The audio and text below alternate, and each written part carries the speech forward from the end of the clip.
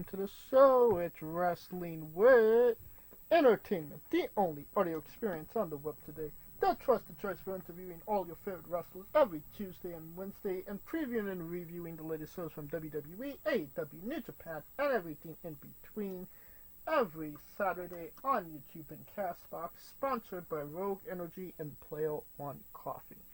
I'm, of course, your host, James J., alongside the leader of Squaw Squad, Kaliko Yachts, who may be joining us, probably not, but who is here, the American Scooter Dust. I tried. I thought it would be really easy to get laid at a sex addicts meeting. When I got there, it turns out it was already over. The subject was about premature ejaculation. It was a good week for Wrestling Wit as we interviewed T. Gaines on Tuesday and Reed Matthews on Wednesday. Cannot recommend those interviews enough. Definitely go into archives to listen to them. This upcoming Tuesday we have Hottie, a part of Canadian Wrestling, just kind of starting up his career as well. Already had matches with the Super Smash Brothers or the Dark Order, whatever you'd like to call them. We talk about that, his tag team partner, almost burning his house down, making eggs, and a hell of a lot more. And then this Wednesday we have Stanislaw von de Bronnik from the Sweden area. The Polish. Oh my god! The Polish.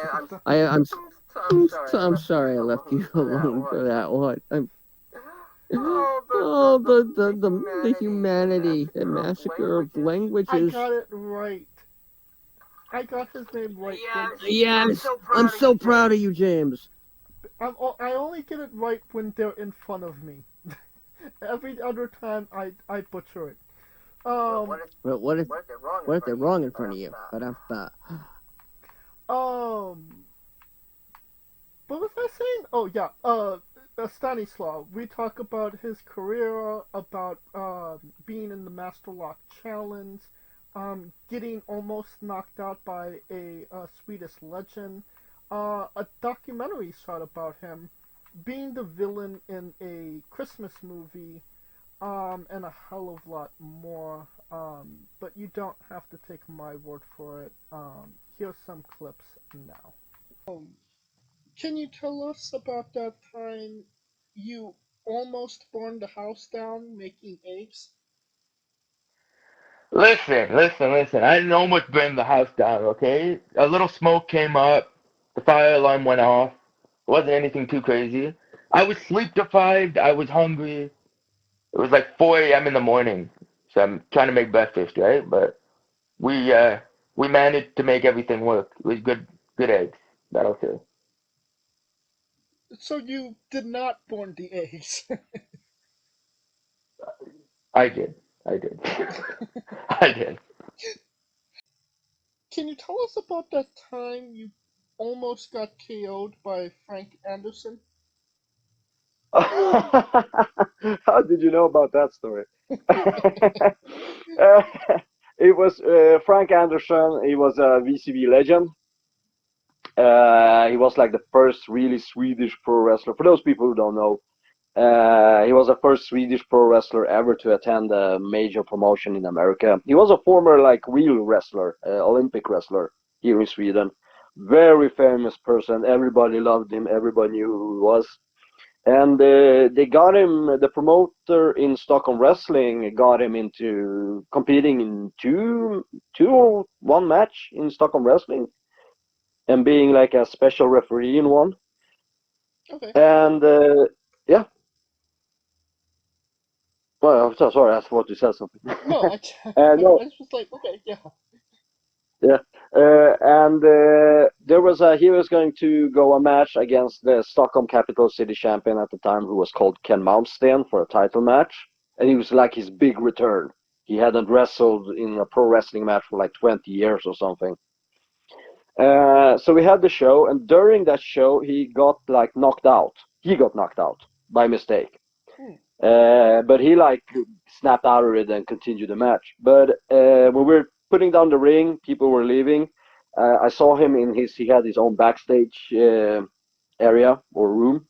I saw that it was open. He was changing clothes, and I went like, "How did it go? How did the match go?" You know, Frank is a little bit. He kind of like liked me because he's called me the Polish guy.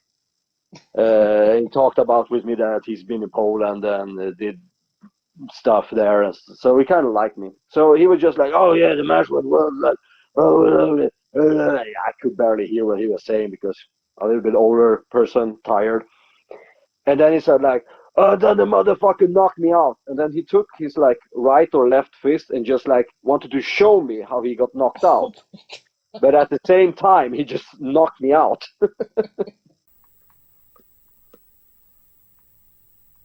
Alright. And then on, I believe the 22nd, we have Zelina Power. So, you could definitely check out our Twitter and Instagram for information on who we're interviewing, when we're interviewing them, links to those interviews, and so much more for more information. Alright, I think we're done putting ourselves over, so Yeah. we should probably get into the news. And it was a great day for wrestling, because we are wrestling with the news. And I think the biggest piece of news coming out this week was that WrestleMania is confirmed for Las Vegas next year. WrestleMania 41 in Sin City, Allegiant Stadium. It really doesn't seem surprising at this point. But what are your thoughts on it? I hear the subtitle for this WrestleMania is going to be WrestleMania 41. Fuck you, Minneapolis.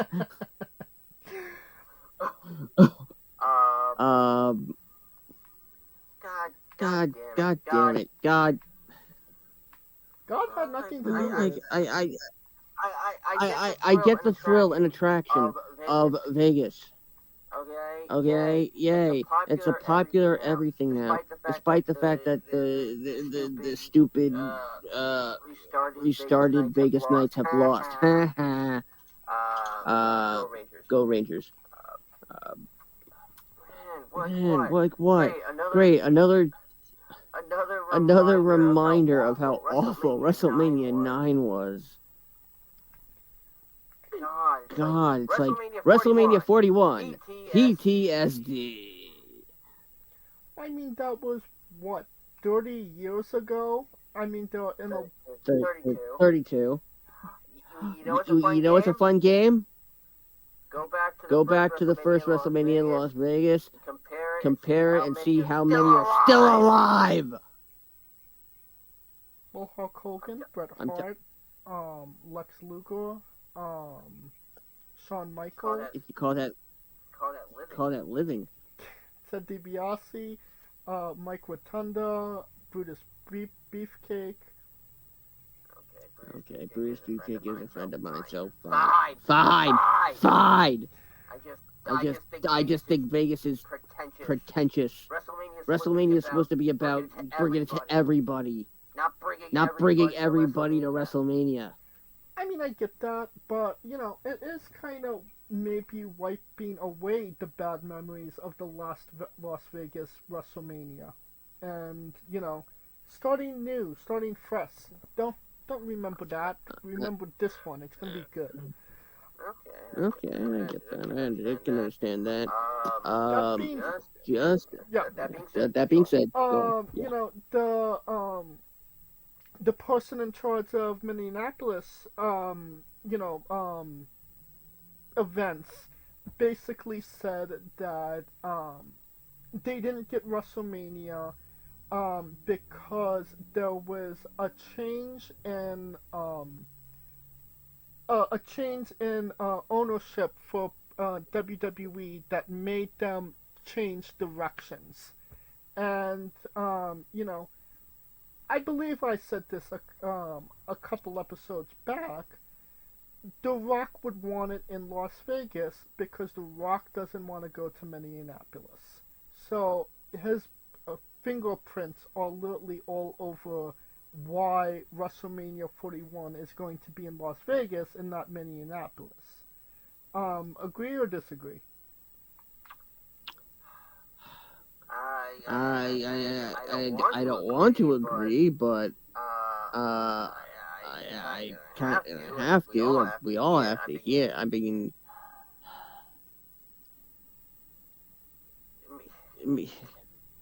Minnesota is. You know, I get why not having it in Minnesota, but I also can't really think of any more reasons why there shouldn't have been one by now. I mean, we had a WrestleMania in Hoosier Dome. Indianapolis. Yeah. Indiana, and that I loved WrestleMania 8. It had the atmosphere of WrestleMania 3, which is let's face it, that's what all WrestleManias are living up to. True. Trying to. I always wanted to go back to the Hoosier Dome. I doubt that's ever going to happen. I know, but I mean, WrestleMania Twin Cities. Hell, you could do Raw at the Mall of America, which is now abandoned, but I don't think they're going to give free tickets away for for Monday Night Raw. Pastamania, brother. Pastamania? Free food point. Yeah, that was Hogan's restaurant in the mall. Really? Yep. What you gonna do when I sell my SpaghettiOs and give food poisoning to you? I was gonna say, what you gonna do when diarrhea comes to you? I'm going to do. Do. In fact, I looked at the menu and I'm done.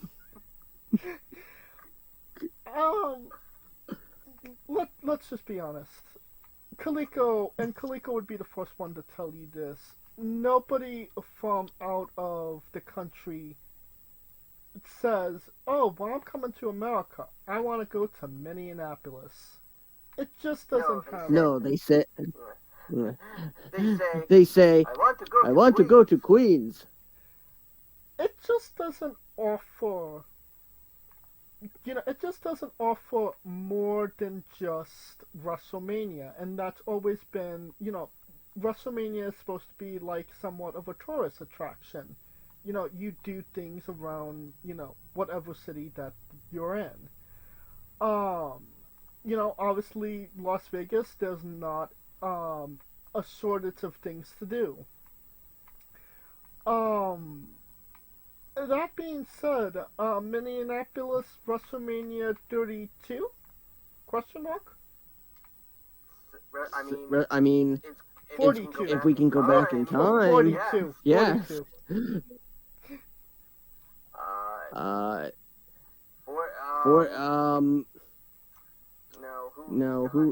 Who the hell is the front? London's gonna be the front runner for 42.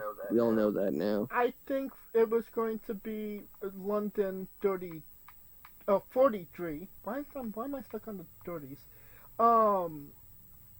And we'll kind of get into the other, places that are rumored as well, because there are quite a few. There was rumor and innuendo that Detroit was bidding for WrestleMania 43 because it would have been 40 years for WrestleMania 3 and then 20 years for 23. And Nashville had a bid. But the weird thing... Memphis had... It was Memphis that had the bid, I believe. The weird thing is that Detroit actually denied having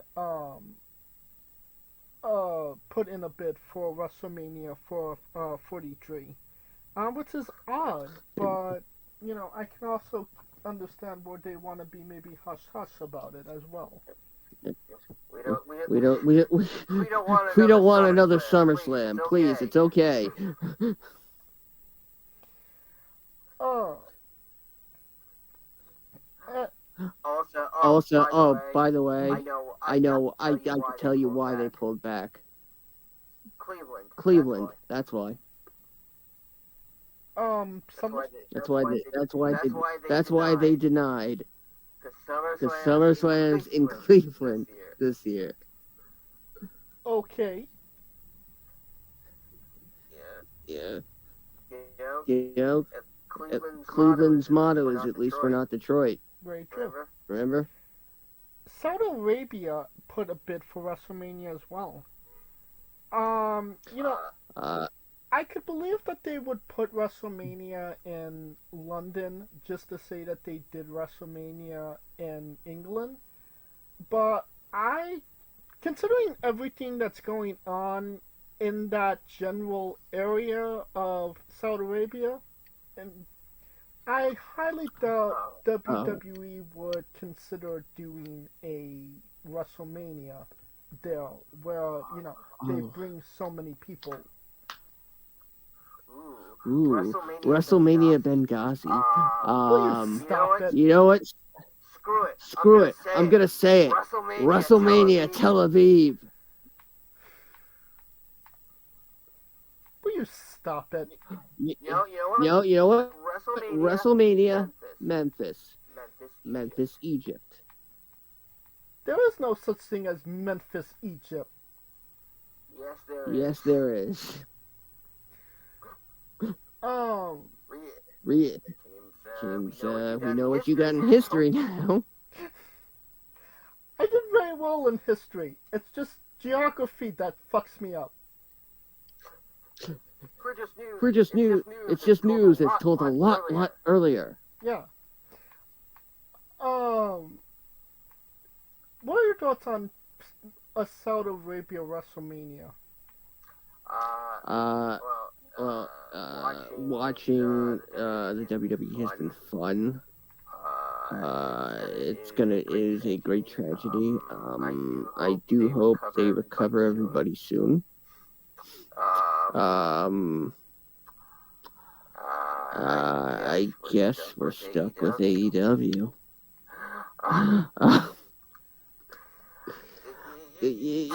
Saudi Arabia, go home. You're drunk. You've had enough. My God, man. It's like you won't be able to throw. You won't be able to throw a stone on a WWE map without hitting Saudi Arabia every time. Like it's great. Yeah, they're promoting their whatever season it is, which apparently the next one begins when the last one ends. That's how seasons generally work. Yeah, except it's the same season. When Jeddah sporting season ends, Jeddah sporting season begins. Well, on the two other cities rumored is New Orleans and Orlando. Oh God! Yeah. Hang me now, please, for the love of God. Oh. God, I thought I had an ulcer before we went on here. Jesus. What's wrong with New Orleans and Orlando? Orlando has had so many. Get the hell out of Florida. Like, I'm gonna assume all Florida WrestleManias will now be held for Vince's entertainment. Oh God. Because he's old and now retired. and New Orleans had 2 and 5 year within a 5-year span. Very true. They had the first WrestleMania on the WWE Network. That's enough history for them. Come on. Again, the great thing about WrestleMania was seeing it come to a new place. And with the whole rise of global premium live events, and I brought this up in a tweet that nobody actually really paid attention to, but we're seeing this happen. Pro wrestling is slowly becoming a product for the upper class. It's becoming a luxury.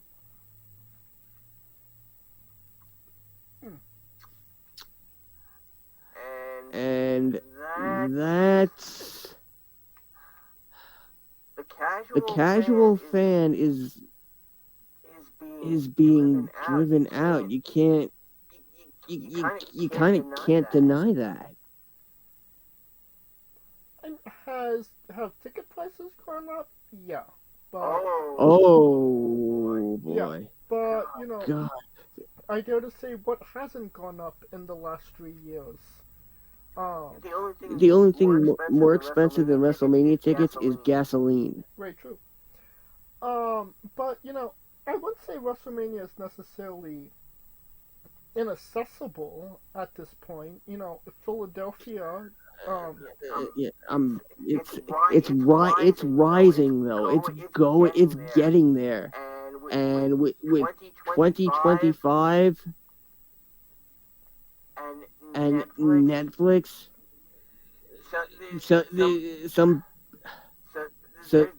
there's gonna be a crash. We shall see. I mean, it could be.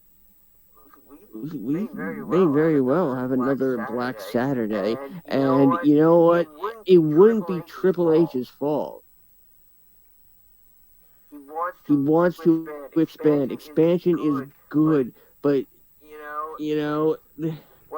what's the term? The term is starbucking. They make great coffee. Yes. Sometimes.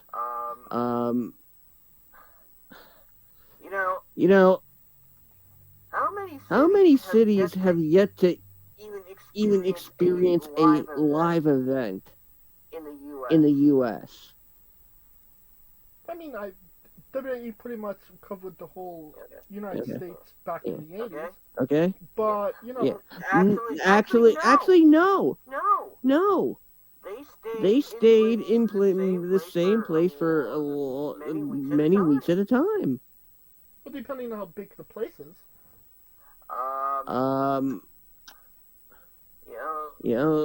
This is why I'd love the break the WWE down now and bring back the territory system. God. I know I'm kind of contradicting everything with, yes, we love what Triple H is doing, but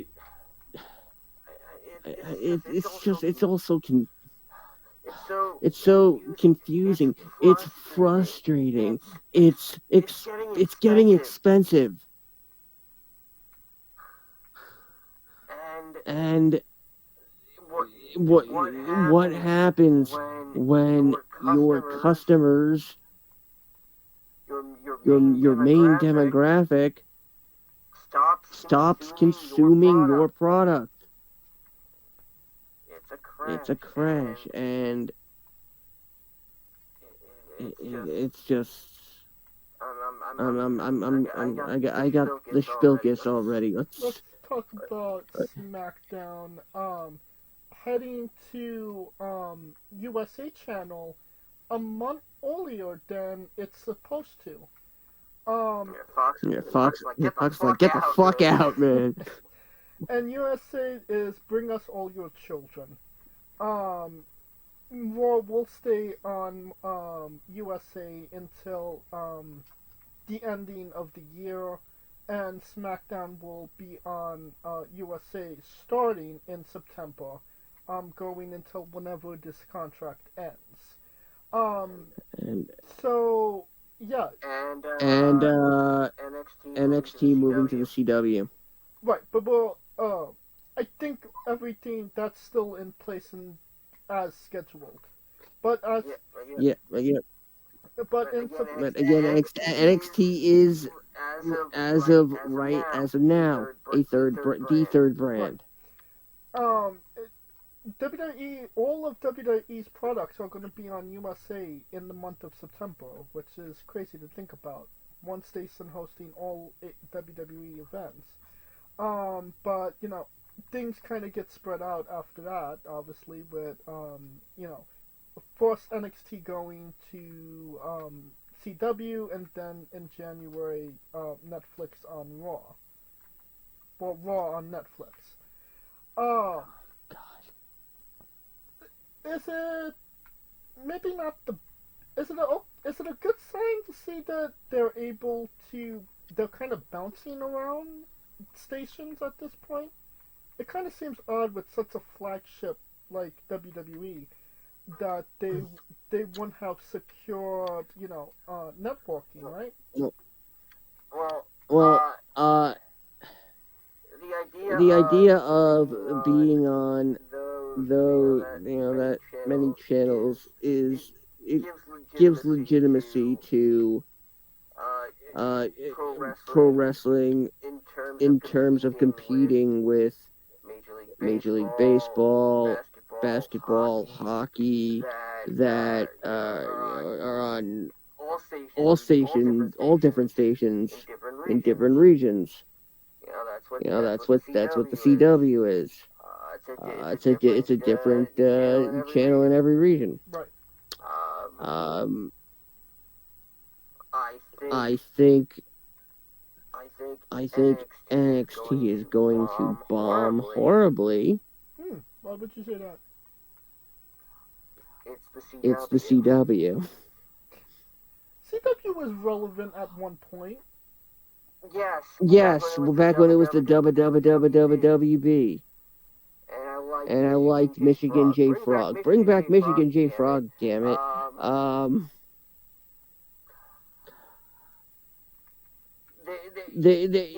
If you believe what's been going around about, we've got this, there's like a new, like, rumored, like, youthful energy that's gonna be perfect for the CW, and when we heard that the last time, we got rainbows. Oh, that's right, NXT 2.0. Yeah. But you can't deny that NXT has a diverse cast of young individuals of all ethnic groups and sexualities. Yes. All sexualities, including people who identify as blenders, like me. You make that joke, but then, like, no, I I'm know, gone. yeah.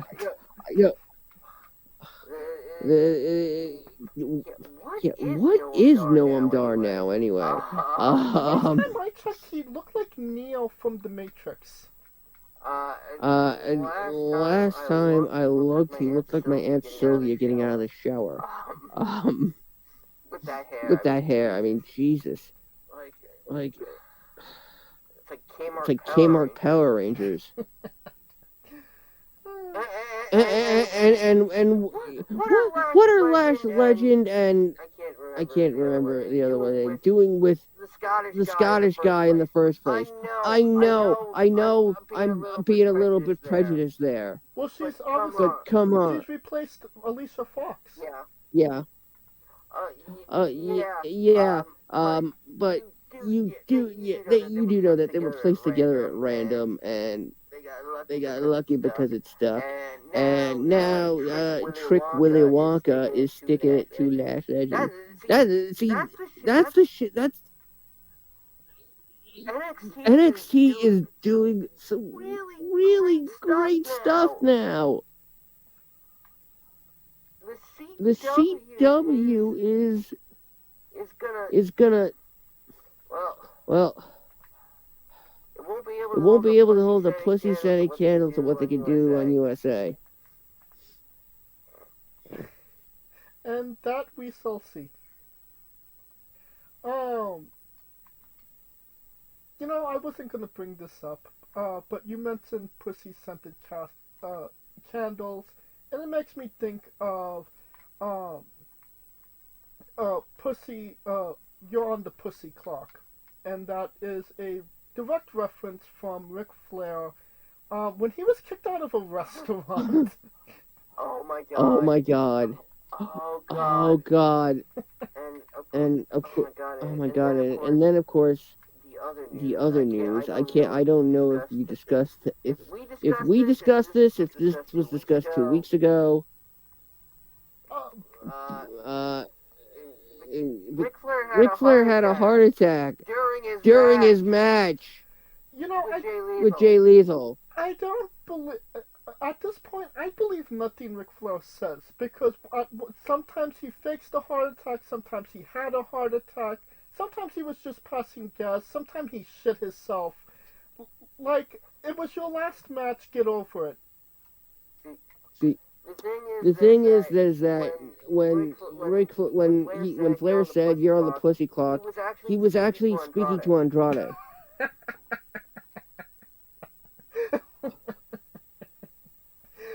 Oh god, yeah, that's a good one.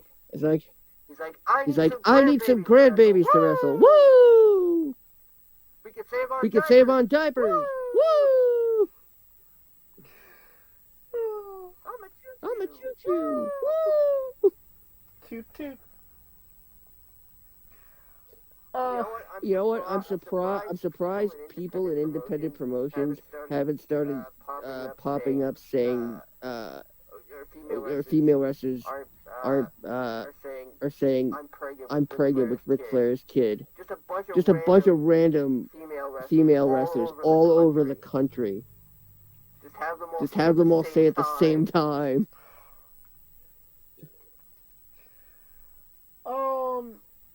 And going from not so great news to, well, depending on who you ask, this might be great news.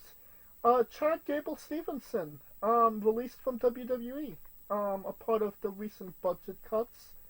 Why didn't it just work with Gable Steveson? Because it seemed like he had all of the machine behind him, and he still couldn't put the pieces together. You ever see the movie you ever see the movie Idiocracy? No. With Luke Wilson, Yes. And he gets stuck in cryo sleep for so long that what they say is that Justice was not only blind, but it was retarded. And when they make Joe take that test of sticking the blocks, and he's looking over at everybody, and the one guy to his right is suddenly moves and he's like, stop pulling mine, even though he's completely not putting anything in the right place. That guy who doesn't know how to put what shape into what hole. Just like a lot of people. That's Gable Steveson. Gable Steveson, you wet fart in a damp cave.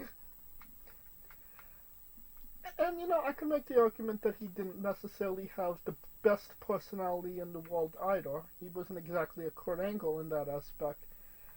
And I don't remember if I probably said this 4 years ago when they did the Olympics. There was the guy that won the gold medal in the weight class below Gable Stevens. The guy had charisma coming out of his ass, and after the Olympics, he got literally no coverage, and he was arguably the best. He arguably had the best personality of any of the wrestlers on the wrestling team in the Olympics. I apologize. I don't know his name. I'm blanking. Isn't that's the one that Cody is promoting right now for the Paris Olympics, isn't it? Well, he was. The one thing that I will say, he was in all of the video packages 4 years ago, when everything was said and done, because he said, make a moment. These are the moments that we work for, or something like that. And now I'm a gold medalist. I'm butchering this shit up. I'm now just trying to kind of find. Oh yeah, that's who he's talking. He's talking about David Taylor. That's who Cody's talking about. I think so. I don't know if that was the one who was on the team with Steveson. But yeah, he had Dave Taylor, and we're not talking about British Dave Taylor. The other Dave Taylor.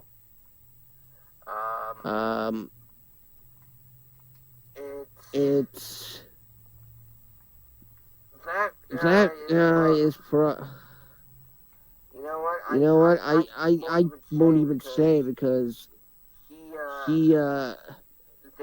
they're gonna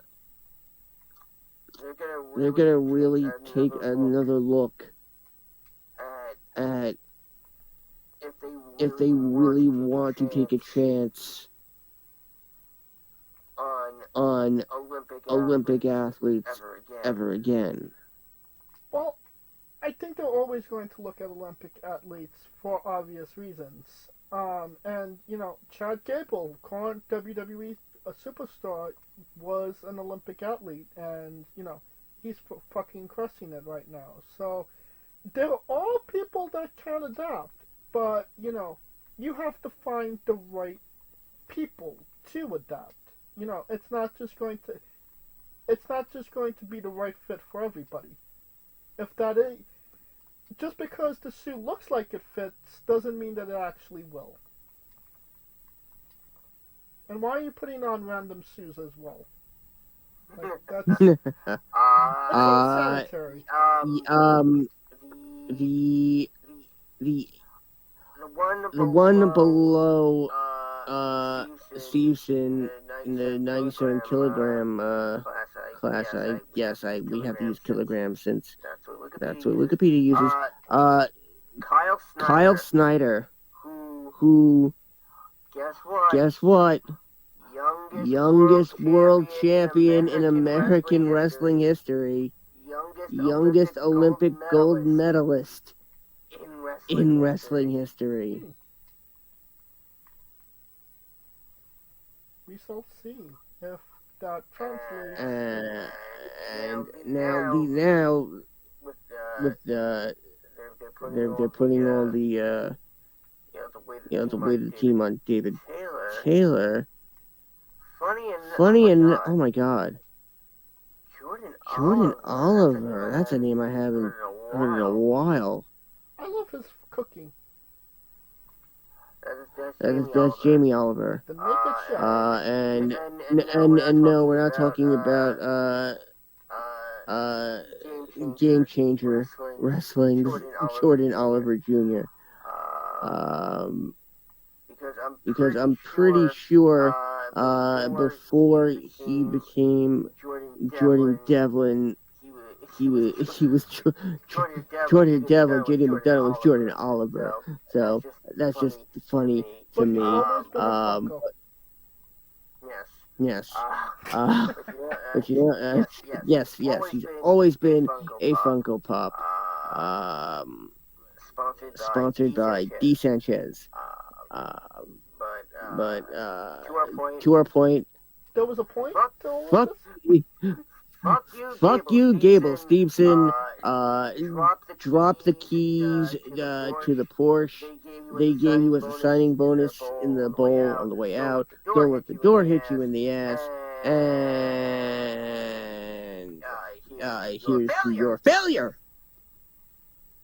You speak about that leaving the keys to the Porsche, and I just can't help to wonder if CM Punk will just randomly come across them while he's scouring WWE headquarters, because he lives there now, apparently.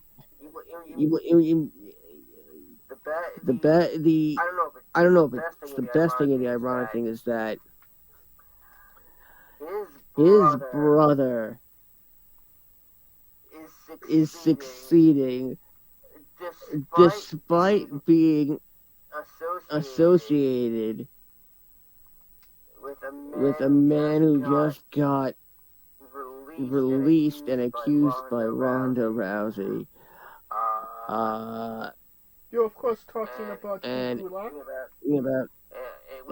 Which is a shame because I was starting to get to know Drew when he was doing the WWE Twitch recaps, which by the way, that's completely done. Yeah. But at least one detail of the investigation was released, and that's grabbing a drawstring.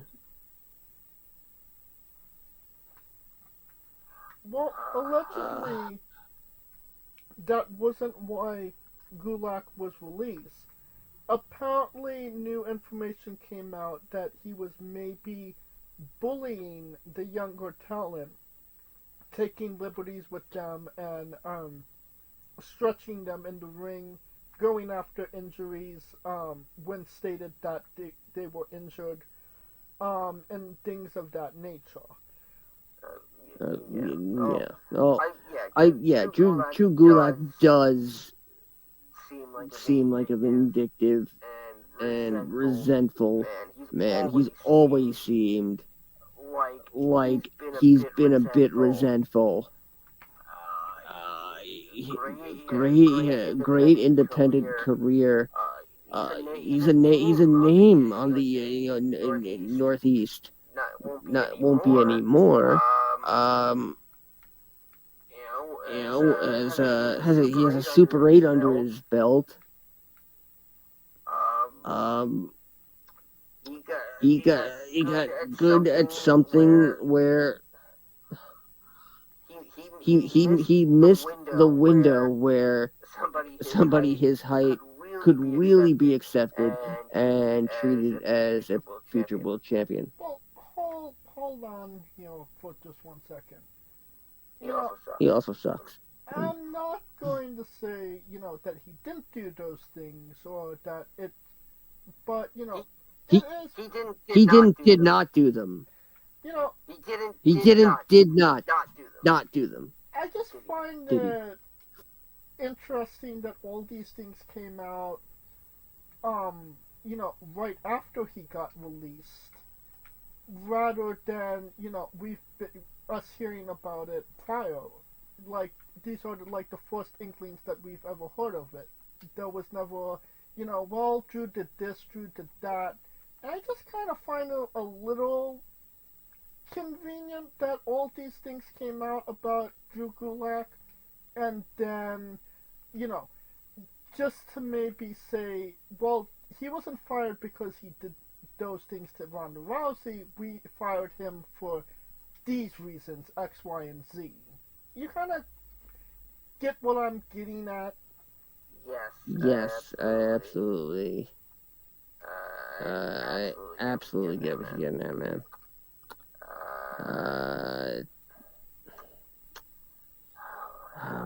Like, it's. I don't know anymore. I mean, There's a friggin' geomagnetic storm coming around for the world. You know, the northern lights are out. You know, there's like good sunspots, solar storms. You know, it's not the apocalypse, but it might be a good start. we need Keanu Reeves. He deals Like with shit like people are behaving weirdly. There's actually a chance that I might actually James, who do I always talk? Yes, there's a good chance I might actually get to make love to Nia Jax now. You know, it's like 15 full moons. You know, it puts our lovely Earth women in heat. And yes, Earth women are the best. Just like I am an Earth man. Shut this Yes. down before you say something that we don't want to get canceled for. Yes, I am. Unlike those really ugly men from Jupiter. Let's talk about Jerry the King Lawler. He was a part of the releases as well. I wasn't even under the impression that he was under contract. Oh yeah, they were. He still was getting a regular salary. Now it's like he's earned his pension. You know, I do want him and Ric Flair to write a book on who got more poon. Cause come on, man. Between Jerry Lawler and Ric Flair, that's like 30 complete volumes of the Encyclopedia Britannica just on getting laid.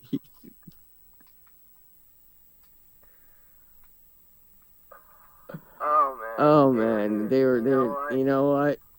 I hope Jerry's enjoying fast food. I hope he's living more of the best life he can. You know, it's he doesn't. He's actually probably the luckiest commentator to come out from a situation like that. Bobby Heenan and his fortune battle with throat cancer. He never really did sound quite the same afterwards. After Jerry had the second stroke, it was very apparent, and there was a point where it was possible that he was never going to sound like puppies ever again. They breed some tough motherfuckers. They all fought like hell into their twilight years. Maybe that's the blessing. Maybe it's not being the actual in-ring talent. Maybe it's being commentary and the manager. Because guess what? And I hate to say this, no managers have died young. True. Now, it was kind of reported, despite what you say about what you want to say about Vince McMahon, that he did take care of the people that helped him out. Jerry Lawler being one of them. And the new WWE is not that type of WWE where they just keep people on pensions per se. It was even described that if Howard Finkel was still around, he would have no job in WWE today. I mean, yeah, he'd be like 110. Well, yeah, but you get what I mean. Which is Yes. kind of sad because they were essentially why WWE succeeded when they succeeded. You know, Yes, but the deal and a handshake model. yeah, it don't work in 2024. Yep. Everything has to evolve. That's not just the way of pro wrestling, it's the way of the world.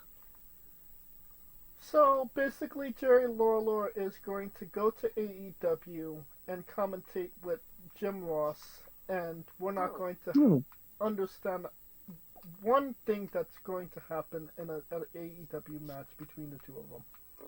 Yeah. We're not going to understand a single thing that was said by anybody ever again on AEW programming. And then they'll bring in Shibata to round out the commentary team. With his Google Translate. Bet. Going on maybe better news.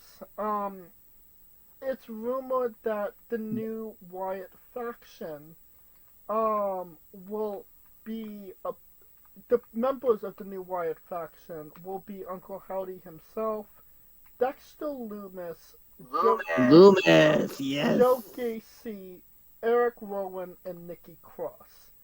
Nikki Cross does make sense because whenever Alexa Bliss comes around again, they can rejoin as tag team partners, which was arguably the best time of Nikki Cross's career.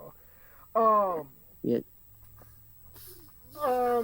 Say it with me. Bliss Cross applesauce. And Joe Gacy, he was the biggest question mark that I didn't bring up during the WWE draft. Like, he would have been perfect to draft, but considering what they want to do with him, it makes perfect sense now. I think Gacy would be a perfect member of the Wyatt Six.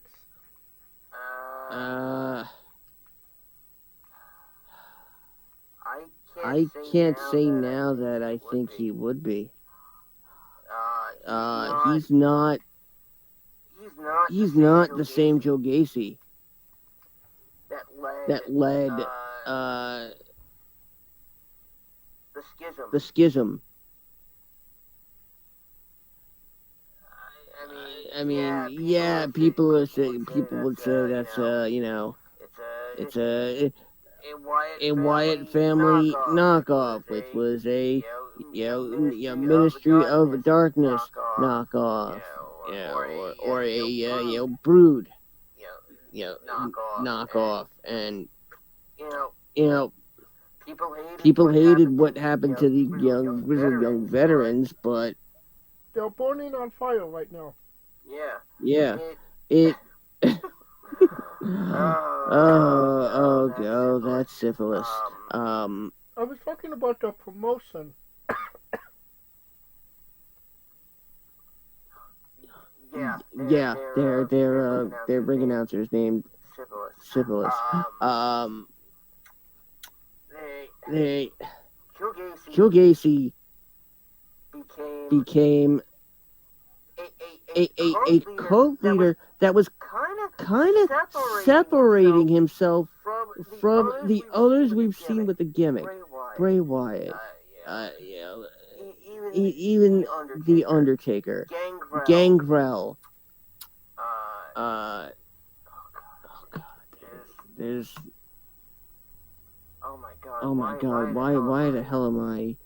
Raven, that, yeah. And originally, given how Joe Gacy was in CCW, Joe Gacy was meant to evoke John Wayne Gacy, aka Pogo the Clown, which was an actual gimmick in over in XPW. Rob fucking Black. Huh? Yeah, Rob Black got a Dark Side of the Ring episode, right? I have no idea. I haven't seen Dark Side of the Ring for some time. Oh man, God, this season was something. And when they decided not to change his name, okay, I liked Ava being associated with them. And now Ava is just like, I don't know if she was put in that position because she's good at what she does, or because she sucks. And good old Rocky can't bear to tell his daughter that it's just not her time. But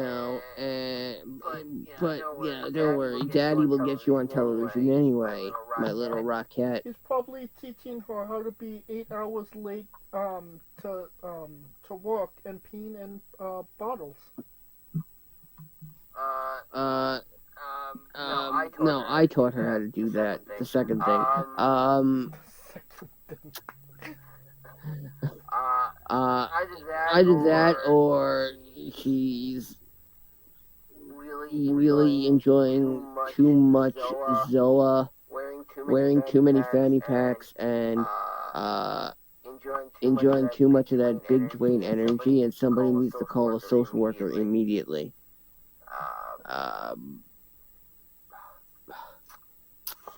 So yeah, I mean, and when they all started wearing the single contact lenses with the happy faces, like the guy from The Last Action Hero. I love that. I still want those contact lenses. They won't actually help you see, but they look cool as shit, man. And then what happened after he lost the dyad and essentially the entire stable? I mean, somehow he managed to, the dyad managed to be saved for a couple more months, but you do realize what Joe Gacy's gimmick was after that. He was homeless. That's why they kept finding him in the weirdest places. He was this close to being in the parking lot and washing a windshield. Well, maybe that's like I said, a good thing for him to be in the Wyatt 6. Uncle Howdy saving him, and him being grateful for that. It all boils back to, but because Gacy is a leader though, so it's. Well, I mean, Luke Harper seemed like he was better when he came out of the Wyatt family. So I mean, it's not like a death sentence being an underling.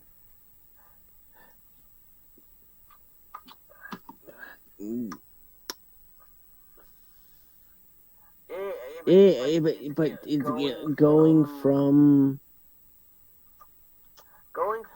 from underling to leader is a lot different than going from leader to underling. But it doesn't mean that you can't go back to being a leader.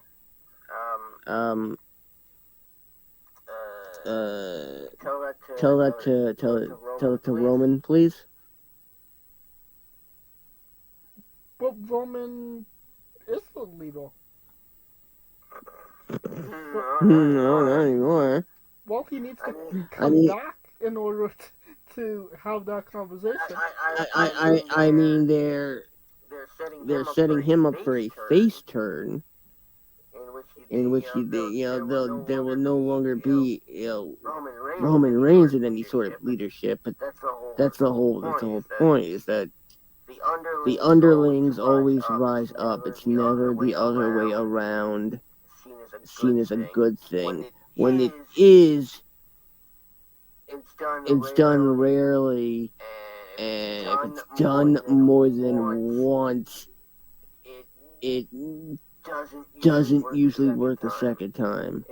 In fact, this has only worked once, and that's Jey Uso. Well, I mean, considering that it came about in a time in NXT when nobody really watched NXT, I would say that it has a chance of actually working. So, but what about Dexter Lumis? He was on WWE for a hot minute, and then he stalked The Miz, and then he kind of went into the good night, and we haven't seen him since.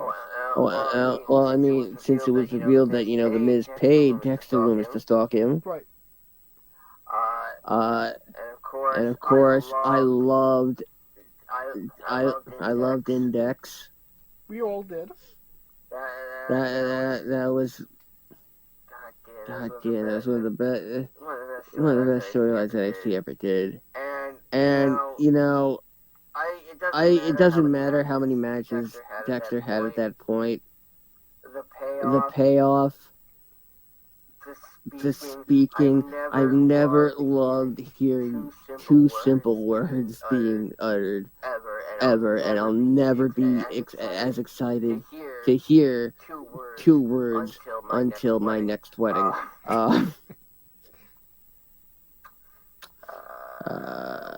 Which, by the way, is in about a couple minutes. L'chaim. Finally putting a ring on that right hand. Yep, all those putting on a ring on all those fingers. Hey. It goes Ric Flair, Jerry Lawler, and that third name is me.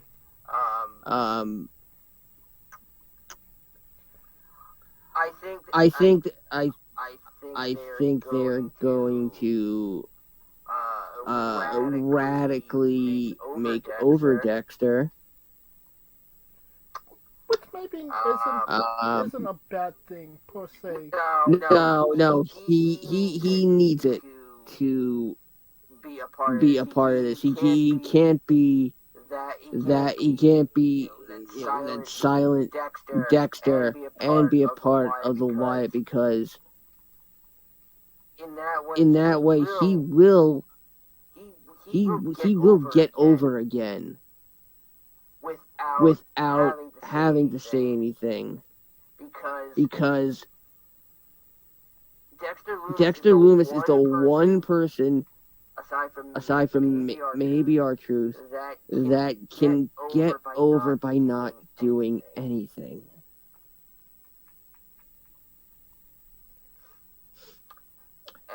And when he does something, it wins over the fans. So, he's gotta grow his hair out. He's gotta have facial hair. He's gotta not be blonde. He's gotta wear looser pants. He's gotta find that other glove. Didn't he have two gloves? No, he only had one. Oh, really? Because it was for the silence. He's got to change the name of his finisher. Speaking. The Illuminator. In fact, you know what? Change his name to Sam. Yeah, that isn't as threatening as Dexter. I mean, because hey, the guy that hunted Michael Myers for over 4 decades. I mean, Sam Loomis. I mean, you could call him. And yeah. You could call him Michael.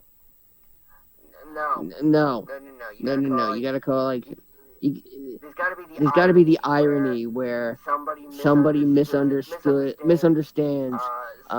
someone's name and thinks the good guy, the bad guy's the good guys, or the good guy's the bad guys. So, I mean, having a Samuel Loomis in the Wyatt and the Wyatt Six, I think would just be. I mean. I just want to see that, but well,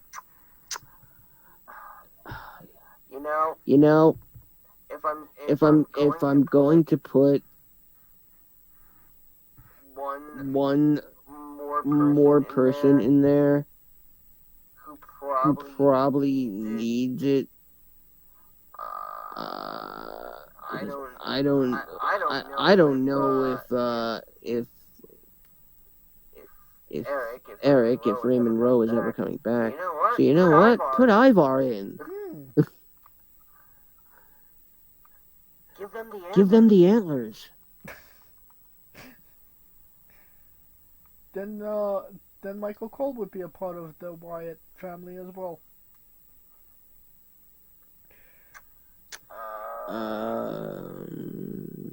Alright. So, SmackDown's new announcer. New ring announcer. It's another call up from NXT. It's Alicia Taylor is now announcing for NXT for SmackDown. Interesting. We'll see how that goes for her.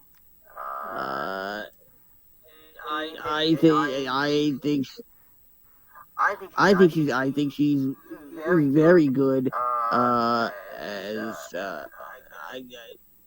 Samantha Irvin has really raised the bar. I think Alicia Taylor could be on that same level too, just as long as we get Chelsea Green. Love that. Unpopular opinion. Samantha Irvine is mid.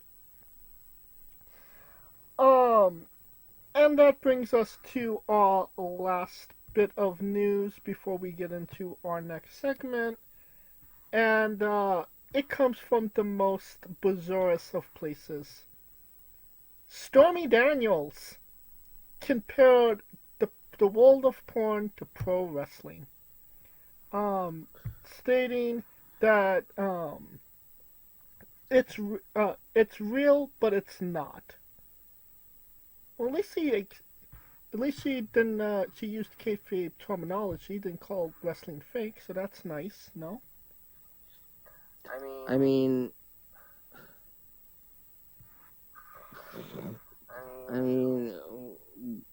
when's the last time you saw, a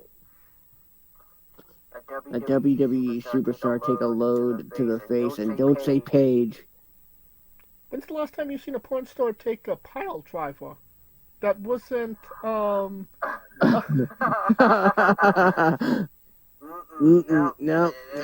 that's a trick question because they're always being piled.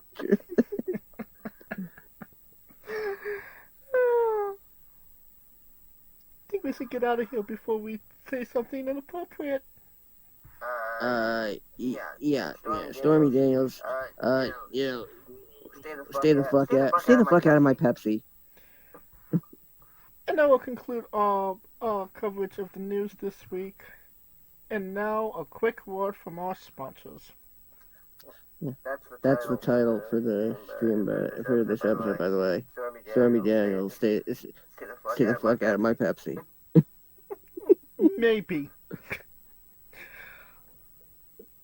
So, Rogue Energy, the only gaming drink company in the world with 4 unique product lines to suit your task at hand, whether it be juices, shakes, smoothies, and everything else in between. Their low calorie, no sugar energy formula is the perfect alternative to sugar filled canned energy drinks and sodas. Their extreme formula provides the most energy, focus, and sports performance possible. Their hydration line offers focus, ingredients without the added caffeine. Drink it anytime you're thirsty. And their shake formula is so delicious.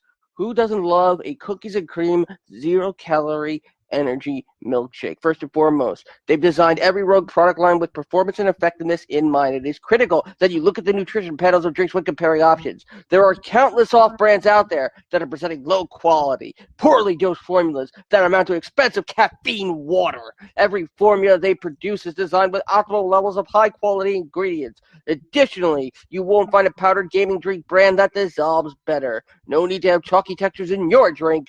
Their taste profiles are unmatched, specifically designed for gamers, athletes, students, entrepreneurs, people with hectic schedules, individuals with low energy, podcasters who can't shut up, people who are health conscious, and so much more. Great as both a pre-workout and as a coffee energy drink replacement. Specifically designed every Rogue product line to be the best gaming drink on the planet. Rogue Energy, more focus, more wins. Use promo code WrestlingWithE for 10% off your next purchase. And it's a great day for wrestling because we are wrestling with WWE Backlash. It took place last Saturday. And it took place in Celine Dion, Chapu, metropolis of Lyons, France. You forgot Grey Poupon. Oh, you're excused. It took place at the Baguette Arena in Escargot.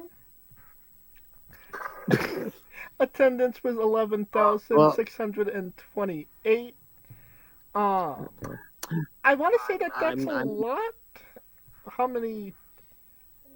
Well, the capacity is 1,200, so they're not necessarily a sellout. 1,200. 12,000. Yeah, my bad. My God, people would have been dead. All right, I'm going to say this before we get into this. The popular thing to do during this whole week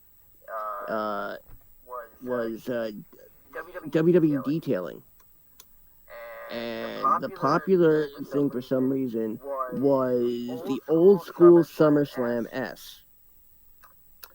And everybody wanted that on the hood of the car. Of course, it would wash off. But eventually, somebody thought it was gonna be it'd be fun to, do a little bit of a street race, with all these, cars that had been, decorated, with these, SummerSlam symbols. And, once that race started, everybody was saying, look at those escargot. That was a really long setup, too. I know. Terrible joke. You're a snail. And yet it takes you so long to make setups. Not what I said with the matter. What are your thoughts on the show as a whole?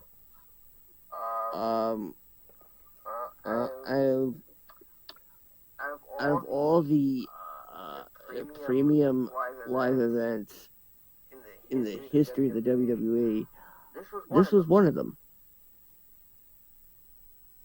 That's for sure.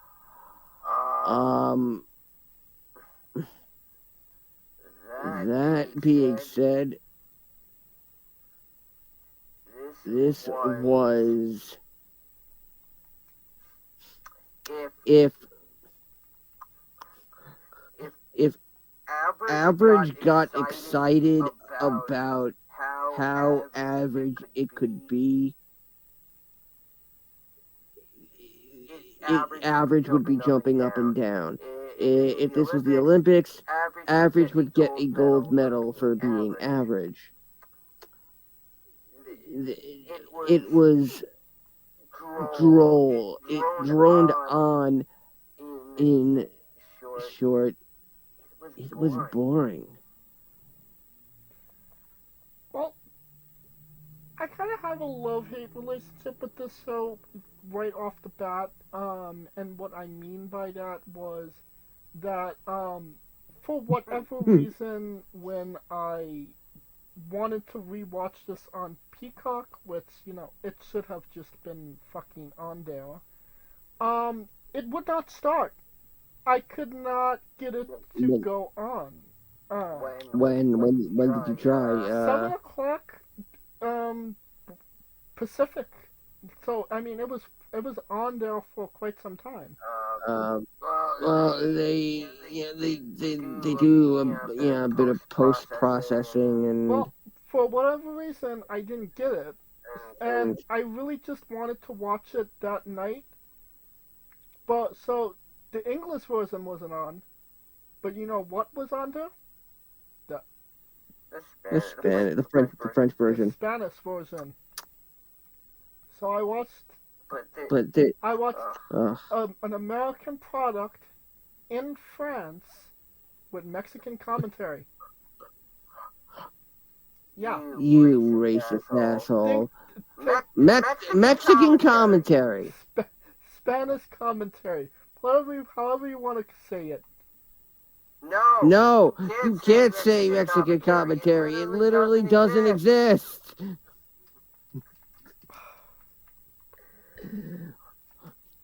And then you're gonna get forced to to run from the Bulls, not the Chicago ones. Well, that definitely happened. So it was slightly hard to get invested in anything when you don't exactly understand what anybody is saying. It was just as hard when you couldn't understand what they were saying. So you're not alone there, man. So right off the bat, it wasn't necessarily my favorite thing to watch, but maybe we should just get into the matches. Right. We're not going to sing our version of Alouette. I fully intend to do this next segment in a very terrible French accent where I sound like Mauricio. Yeah. First match out, we got the Bloodline, Han Solo Coca-Cola with the NFT Tamatonga. What the fuck does MFT stand for? Not NFT, MFT. Does it stand for what? My favorite thug, motherfucking thug, what? The motherfucking... what? Tushy slapper? I don't know. Motherfucking thug? Is it motherfucking tippy time? I don't know. Oh, alright, continue. They defeated Kevin Owens and Randy Orton in a straight fight in 19 minutes and 25 seconds. It wasn't a bad match. Maybe went on a little too long. But other than that, I didn't necessarily have complaints. And we got the debut of Tungaloa as well. Yes, the pandas of fate. Because they can't be gorillas? I mean, the WWF is already pissed off, so, Oh, very true. And you know what? Let's stick it to the WWF now. In fact, the World Wildlife Foundation will something to talk to. You know what? Well, you can have the you're gonna fuck it up anyway.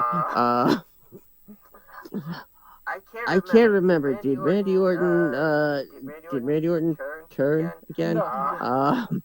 Did KO get an RKO? No, he did not.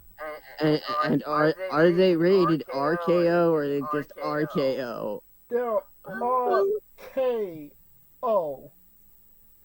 Are they O-R-K? Are they O-R-O-K-O? Or I'm so fucking confused. Okay, Jesus.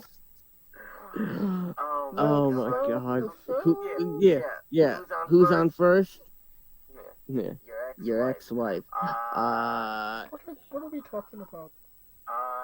This, I believe you said it was a straight fight. Street fight. Yes.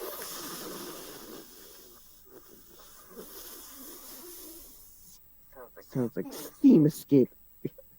I remember steps being involved. I was kind of still asleep. I started taking Lunesta. Thank you, not a sponsor.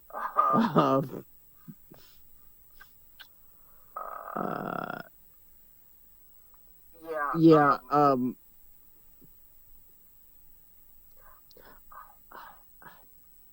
I can't say anything bad. I can't say anything good either. So, I give it 3.5 stars. It was a good way to start the show.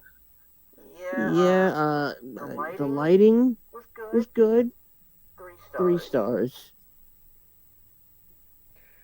Alright, then we have Bailey defeating Naomi and Titty Time Tiffany Stratton to retain her women's championship in 13 minutes and 10 seconds.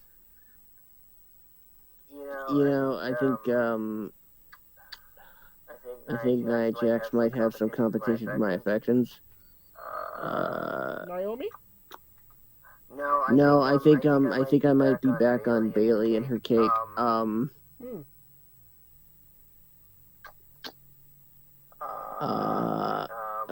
But once again, the women deliver. You're right. It wasn't a bad match.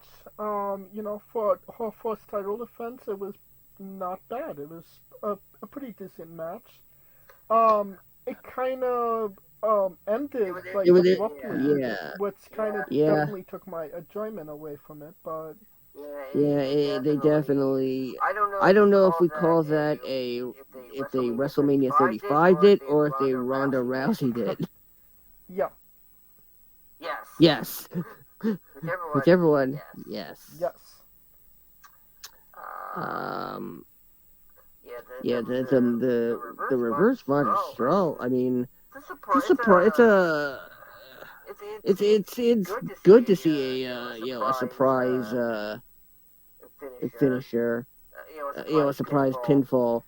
And sometimes you gotta remind people that other moves can keep people down. Hey, remember, people used to win with side headlocks. Well, they just don't have the muscles to pull off side headlocks nowadays. I remember when an arm drag was considered the most dangerous thing ever. Ricky Steamboat. And if you did it, you automatically got a title match. People were so strong with their arm drags that they literally would pull the arm out of their opponent. And then it would turn to such a drag. 3 stars. 3.25. Then we have Damian Priest defeating Jey Uso to retain the World Heavyweight Championship in 15 minutes and 45 seconds. Decent match. I wouldn't necessarily say that it was anything to write home about. I wouldn't necessarily say that it was a great outing for Damian Priest either. But that's just my opinion. I think this was more story because I kind of like what they were doing with Damian after the match and how he actually wants to be the honorable champion.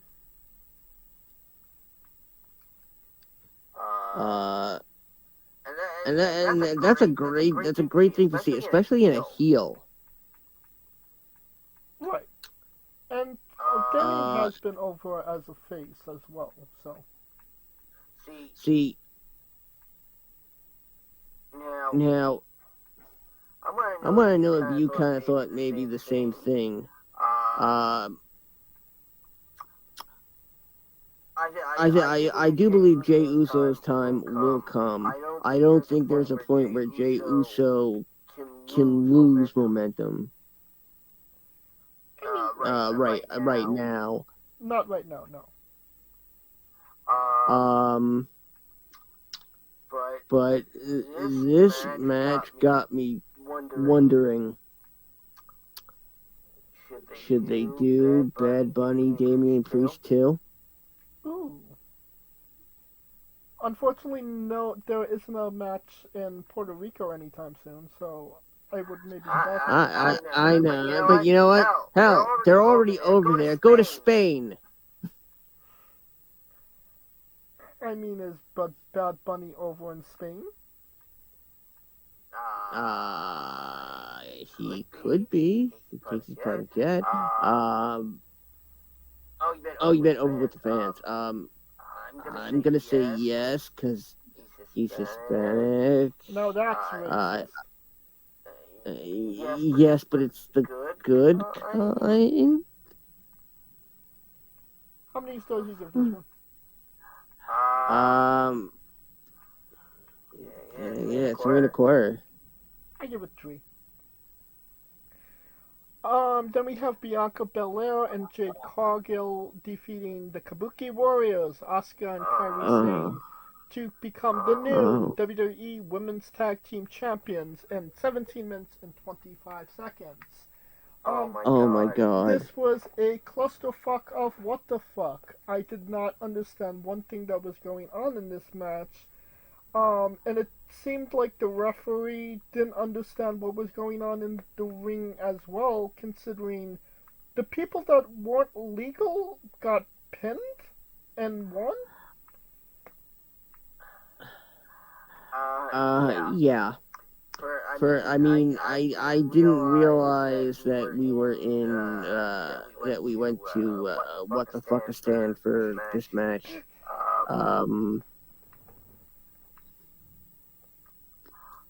But, God. See, I remember this match. For the botches. It was only botches, so... which, by the way, yeah, we're offering a discount on memberships this month. Only botches.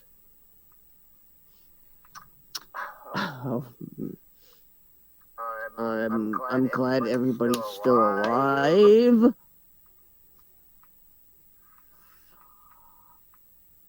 That being said, I don't know the fault is with Jade here. Or it's all the fault is with Jade. I don't know if all the fault. That's a good question. Who fault is it? Because, you know, it's Bianca and Asuka. I mean, I dare to ask if they've ever had a bad match. You know, Kairi is kind of a little hectic. And Jade, you know, she's green, but she's not incompetent. I mean, just because, you know, her name is a shade of green. Correct. I don't think this really... Maybe somebody was out of position? That somebody was, their name was Everybody. This is correct. And it literally took the breath out of the whole arena. Yep. Like if Cody and AJ didn't get a big pop like they did, it got an even bigger pop because the crowd was literally sitting on their hands for this because they were screaming "You's fucked up" and French.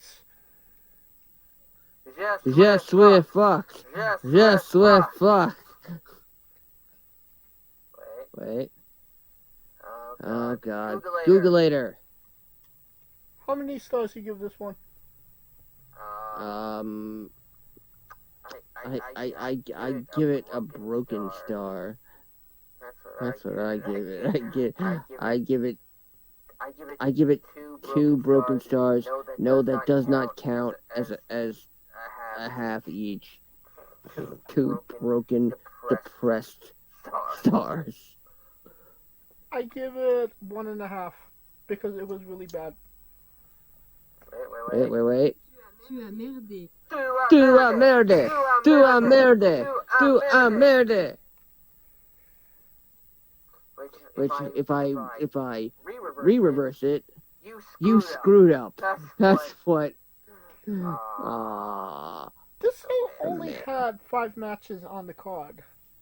Yes, and wait. There's an even bigger mistake, an even bigger oversight. Can you tell me what it is? Do you know? Have you? They forgot a match on the card? You know, it's a.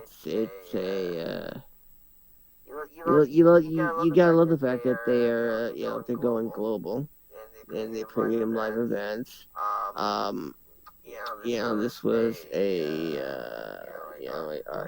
European show with no European talent.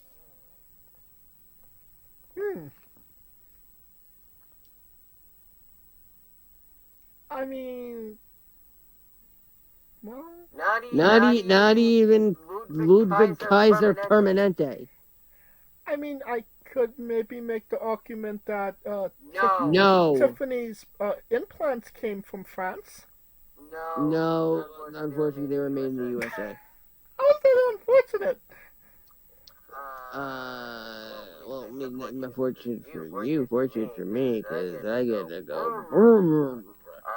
Plus, I've seen the I've seen the UPC code, Asuka so I and could. Kyrie are Japanese, so they're import talent. That's not. They're not European. I mean, they're closer to Europe than America is.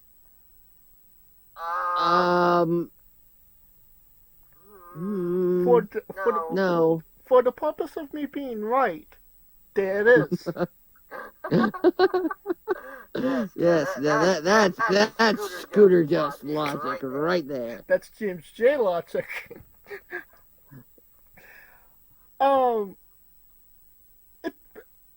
This pay-per-view, this PLE really needed at least one more match. If I'm being completely honest, just to kind of. You know what I say to that? Yeah. Pleh. Pleh. Spelled P-L-E. Pleh. And then we have the main event: Cody Rhodes retaining the undisputed WWE Championship against AJ Styles in 27 minutes and 20 seconds. Obviously the best match on the card. When you have AJ Styles wrestling Cody Rhodes, I doubt it's ever going to not be fantastic. If I had one complaint about the match, it would probably be, I get that the crowd was rowdy. I know that they love their soccer chants. But if you're gonna cheer, but keep the singing to the soccer shows, the soccer games. You know what I mean? Yeah. I mean, as good as the match was, all the singing kind of took me somewhat out of it. It was hard to focus on, what they were doing. you know what? I say screw it. I would have said screw it. You know what? Give them Cody versus Sammy. And just, you want singing, put someone in there worth singing about. who's used to singing in their matches. AJ, unfortunately, Cody can roll with it. AJ, being the heel that he is, will hate it because that's what he thinks he has to do. So, ole, bullshit, or, maybe some nice, where Jacques, where Jacques. Alright, no, what is it? Where is Thumpkin? Where is Thumpkin? Here I am, here I am. How are you today, sir? I am very gay, sir. Run away. How many stars do you give this one? I will give it 3, and I will give 5 to the nap I had afterwards. I will give this match 4.5 stars. It would have been a perfect 5 if the crowd wasn't so obnoxious. See, we knew AJ wasn't going to win, which kind of sucks with the their recent emphasis on statistics. And I mean, yes, AJ still has that record of being the first and only superstar to win the WWE Championship in England. Yep. We're in Europe, for that matter.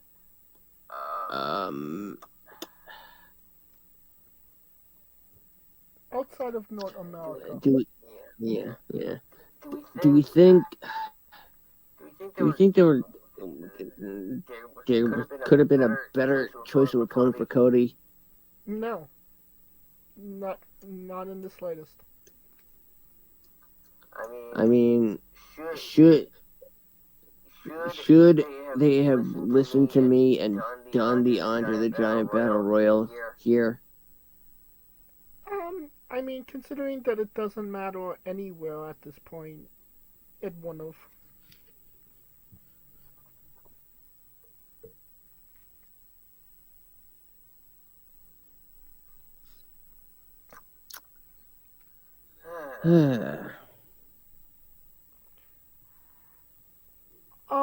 Do you give this thumbs up, thumbs down, thumbs in the middle?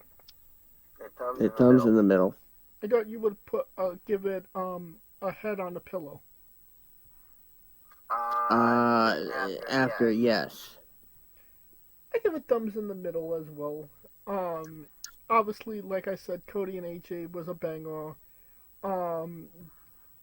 We got our first encounter of Tiffany Stratton and Bayley, which is obviously going to continue. Tama Tonga gets his first ever W in WWE.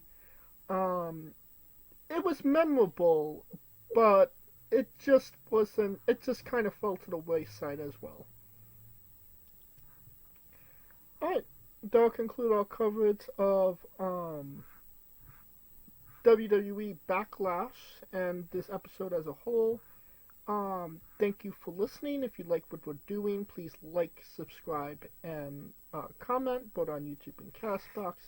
This was sponsored by Rogue Energy and Player One Coffee. Join us this Tuesday as we interview Hottie, and this Wednesday as we interview Stanislav von Dubrovnik. And follow the show at Wrestling with E, both on X, Thread, and Instagram for information on who we're interviewing, when we're interviewing them, links to those interviews, and so much more. Follow me personally at JamesJ993. Where can we find Scooter? As always, find me on X at Scooter Dust. There's probably some interesting things on social media right now. Maybe I'm doing something, maybe I'm not. You'll have to go there and find out. Don't tell me you're taking more pictures of your ass. No. Yes. Maybe. And for Scooter Ducks and Coleco Yachts, I'm James J, and this has been Wrestling with... Hey folks, this is the Colossal Mike Law, and you are listening to Wrestling with Entertainment. Enjoy the show, support these guys. We appreciate it very much. We'll see you at ringside.